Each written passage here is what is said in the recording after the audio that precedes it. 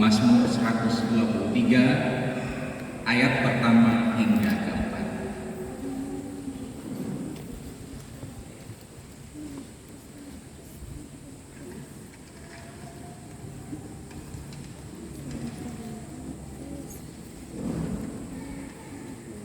Mazmur pasal 123 ayat pertama dan keempat dengan tema renungan memandang anugerah Tuhan. Sebelum kita baca dan kita renungkan bersama, mari kita berdoa. Sabda Tuhan hadir bersama dengan kami, dan sabda dalam firman Tuhan ini, dalam Alkitab kami, akan kami baca dan kami renungkan.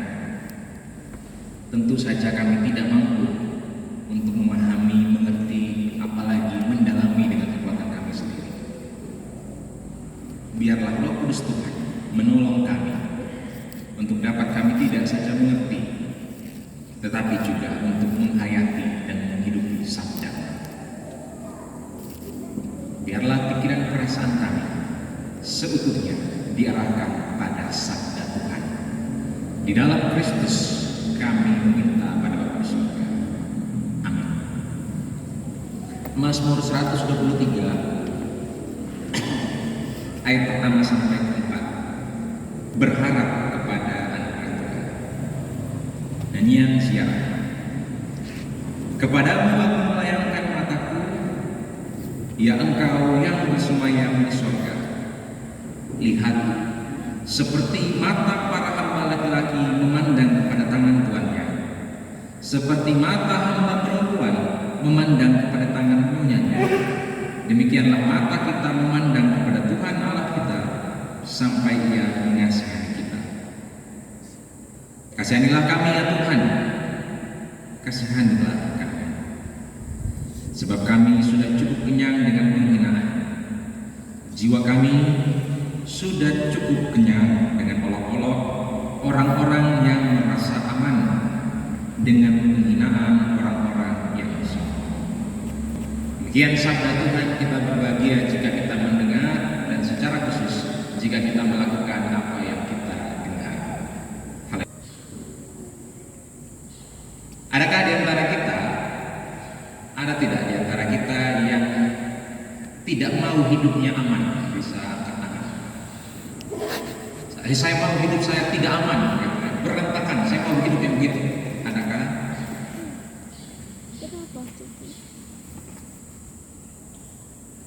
Tidak ada.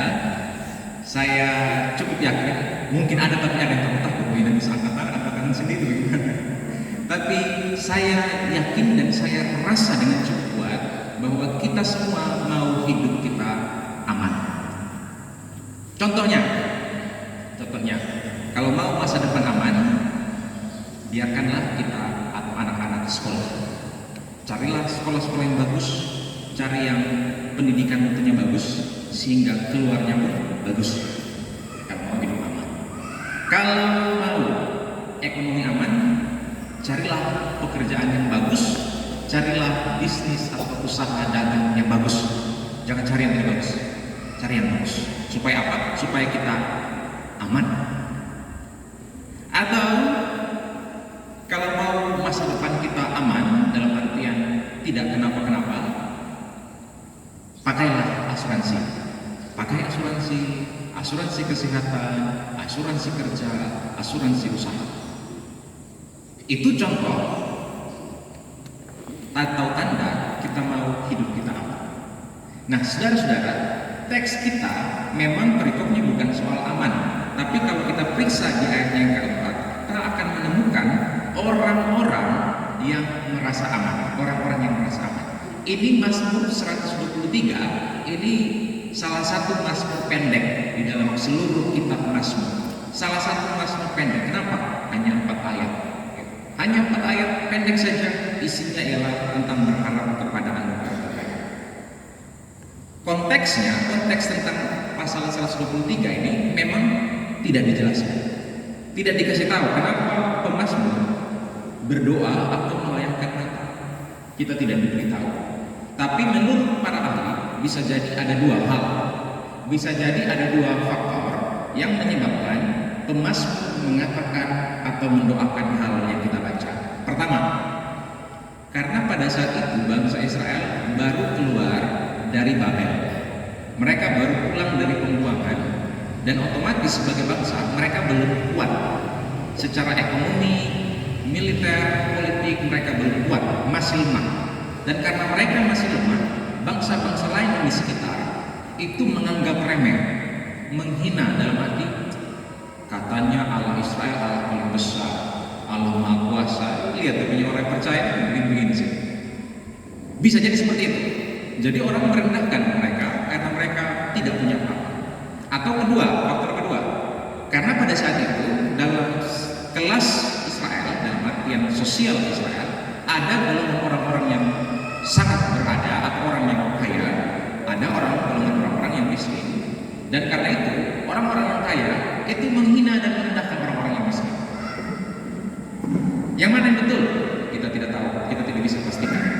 Tapi bisa jadi kedua hal ini ada dalam teks kita. Nah, saya masuk cepat dalam kita mendalami bersama.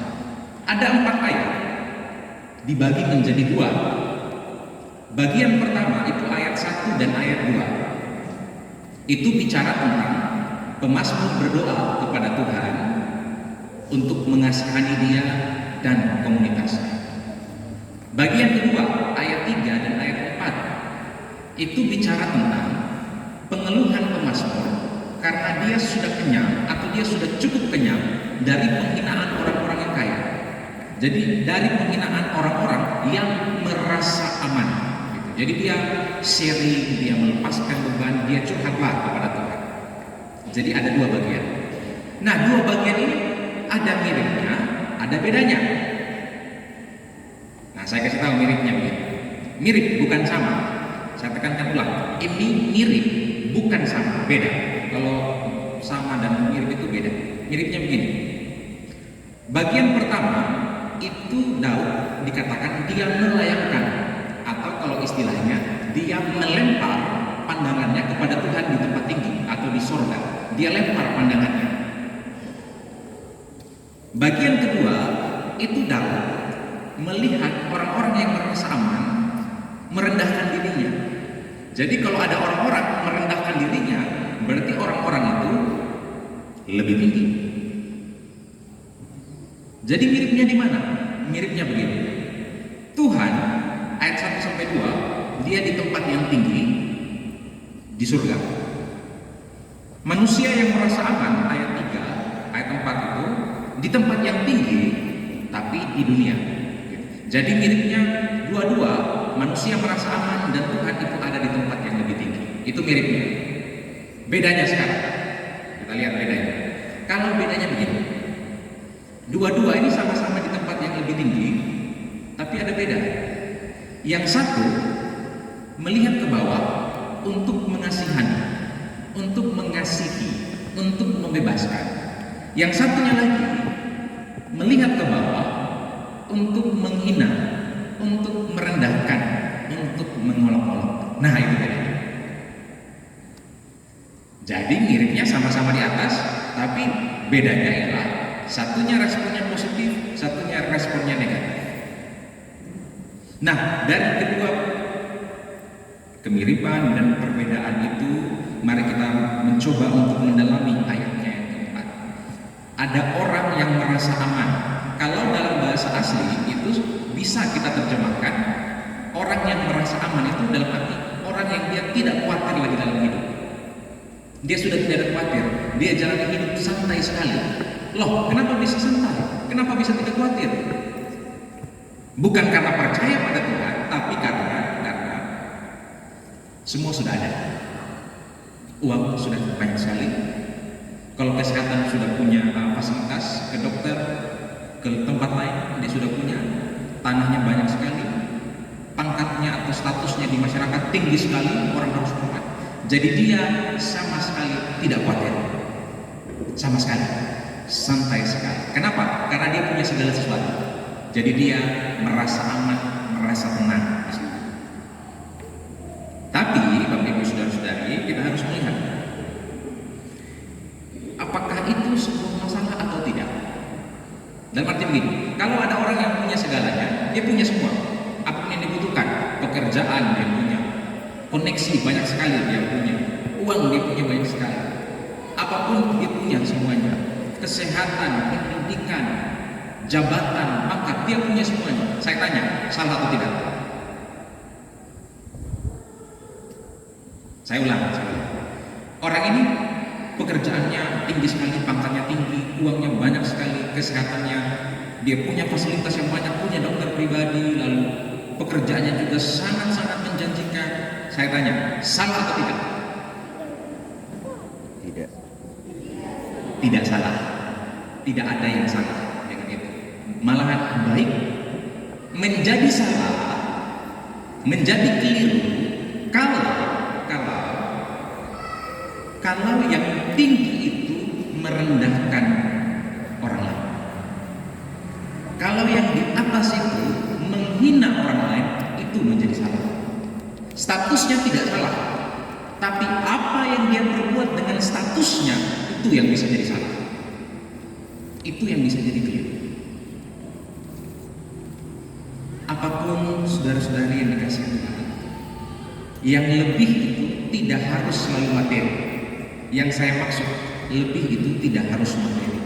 Apapun diri kita yang kita lebih dari orang lain,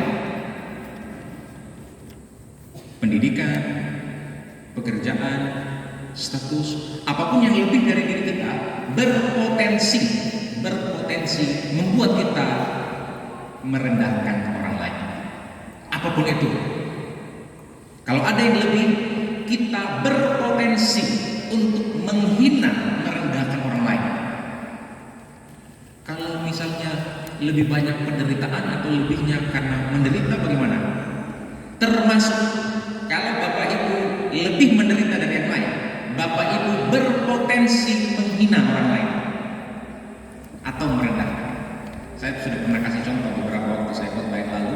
Itu kalau ada sekelompok ibu-ibu yang sedang duduk lalu sambil curhat, ada ibu-ibu yang baru mengandung, baru pengalaman pertama punya anak, lalu dia datang di situ, dia curhat, aduh saya ini mengandung ini saya rasa sakit sekali, tidur tidak enak, bangun tidak enak, jalan tidak enak, semua serba tidak enak, mau makan juga tidak mau, sebentar tidak ini itu, suami cari ada lalu saya tidak mau makan, pokoknya semua serba ribet, bekerja juga ribet, suami serba salah.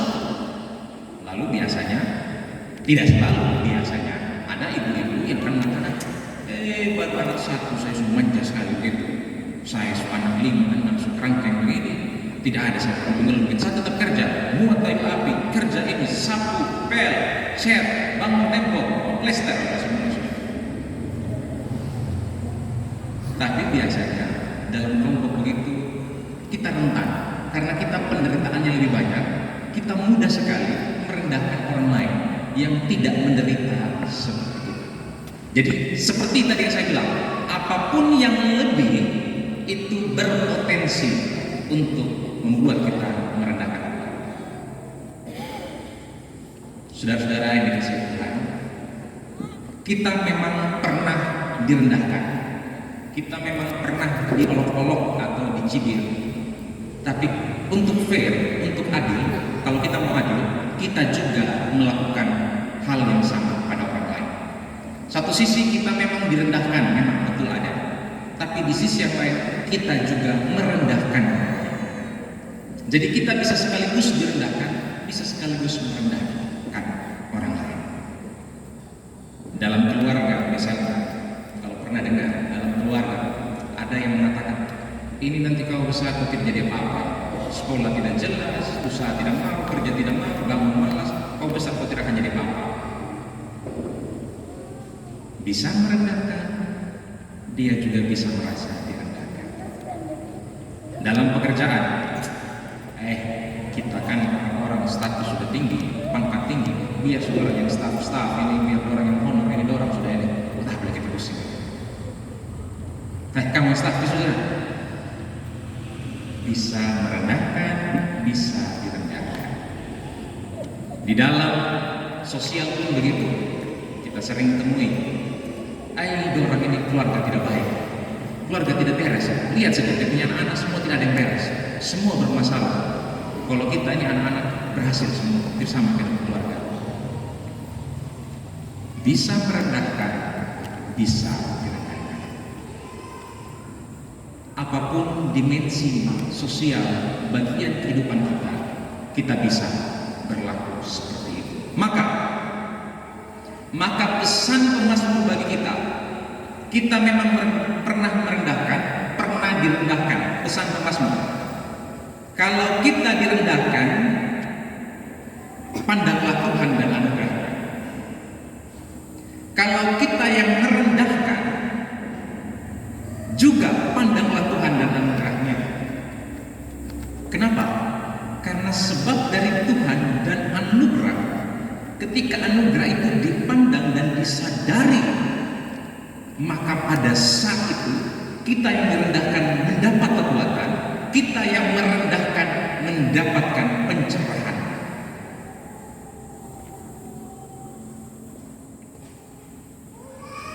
Itulah pesan pemazmur bagi kita yang direndahkan dan yang merendahkan. Mungkin Bapak Ibu kan pikir begini, kalau saya direndahkan, saya bawa sama Tuhan, saya bisa sepakat Pak Pendeta. Betul sudah, kalau saya sakit hati saya bawa sama Tuhan, saya berdoa, saya sepakat. Tapi kenapa kalau merendahkan, kenapa saya bawa sama Tuhan? Kan merendahkan itu buruk, kan merendahkan itu jahat. Kenapa saya harus bawa sama Tuhan? Saya harus lihat anugerah Tuhan. Bukannya itu harus dibuang baru saya berharap pada Tuhan.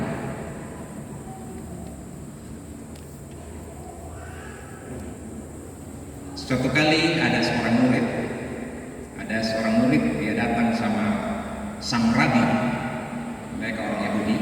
Dia datang sama sang rabi, lalu sang murid ini bilang begini, Rabi, dalam Taurat itu kita diminta untuk mengasihi Tuhan dengan segenap hati, jiwa, pikiran, kekuatan. Betul, Rabi bilang. Tapi Rabi begini, dalam saya punya hati, dalam saya punya jiwa, itu ada yang buruk Rabi, ada yang jahat. Bagaimana sudah saya bisa mengasihi Tuhan kalau saya dalam hati saya ada yang buruk, ada yang jahat, pikiran saya ada yang kotor? Bagaimana bisa saya mengasihi Tuhan? Lalu Rabi bilang, oke, kalau betul begitu, maka kasihlah Tuhan Allahmu dengan segala hatimu, jiwamu, pikiranmu, kekuatanmu, baik yang lemah maupun yang kuat, baik yang bersih maupun yang kotor. Kasihlah Tuhan dengan seutuh itu. Kasihlah Tuhan dengan sepenuh hati. Lalu sang murid itu merenungkan pesannya. Sang Rabi melanjutkan, kalau engkau mau menunggu hatimu bersih baru engkau mengasihi Tuhan, kapan? Kapan saat 100% hatimu bersih di hadapan Tuhan? Kapan? Saya tanya. Lalu kalau kita mau jujur, sebenarnya tidak pernah dan tidak akan pernah hati kita 100% bersih di hadapan Tuhan, bukan di hadapan manusia. Hadapan manusia kita bisa bersih, kita bisa benar, kita bisa suci di hadapan manusia, tapi di hadapan Tuhan beda.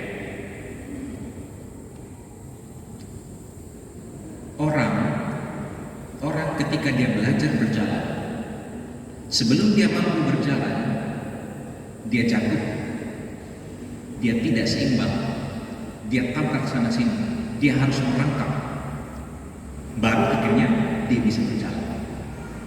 Orang kalau mau belajar menulis, tulisannya pertama-tama keluar garis, tidak beraturan, miring sana sini, kotor sana sini, tidak jelas apa yang dia tulis, tapi akhirnya dia bisa menulis. Bagaimana kalau belajar mengasihi?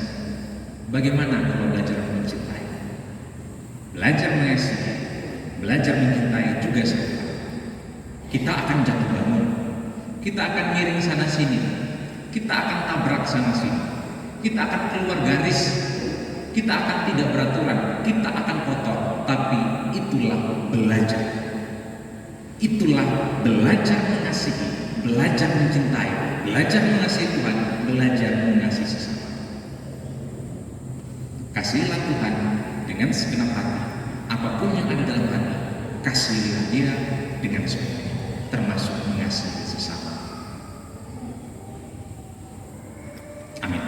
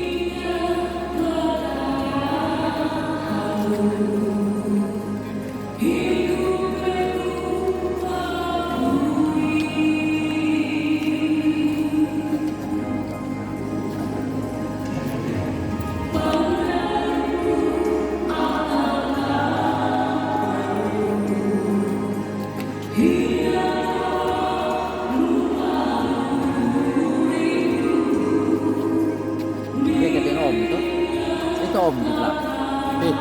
Ikut om belakang.